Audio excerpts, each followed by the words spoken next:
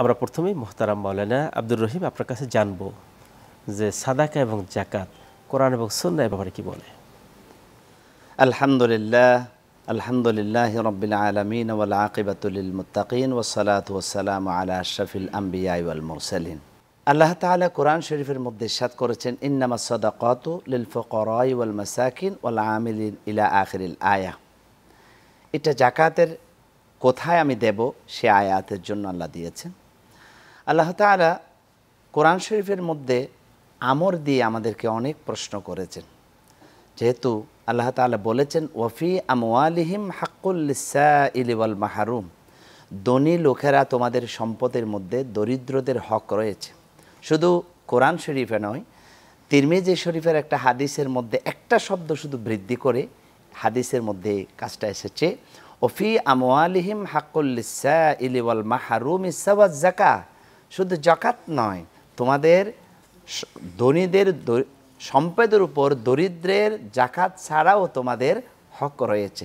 সেজন্য আমি আমার আলোচনার মধ্যে বলবো যে সাদাকা এবং জাকাত এই বিধানটাকে আমি তিনটা ভাগে বিভক্ত করতে পারি।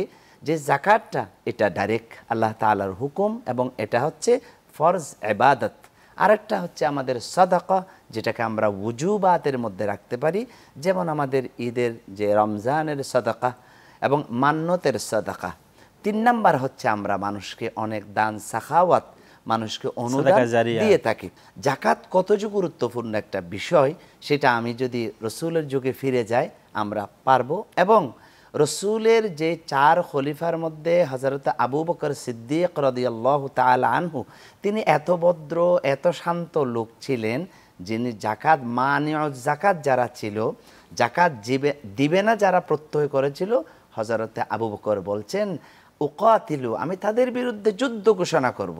হযরত ওমর বললেন, ইয়া আমির আল মুমিনিন, আপনি তাদের বিরুদ্ধে কিভাবে যুদ্ধ ঘোষণা করবেন যারা কলমা পড়েছে, রসুলের উপর ঈমান এনেছে। হযরত আবু বকর বললেন, তারপরও আমি যুদ্ধ ঘোষণা করব যদি তারা জাকাত না দেয়। এটা তাহলে জাকাতের গুরুত্ব। 2 নাম্বার আমি যেটা বলবো সেটা হচ্ছে সাদাকা। সাদাকার জন্য আল্লাহ তাআলা আমাদের জন্য স্তর ভাগ করে দিয়েছেন যে তুমি কে সাদকা দেবে আর কে দেবে না।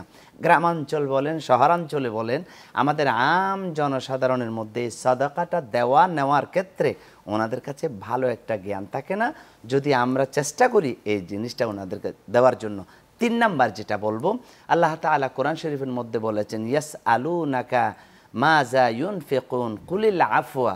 হে নবী, আপনাকে জিজ্ঞেস করবে যে আপনি দান করুন, কতটুকু দান করবেন।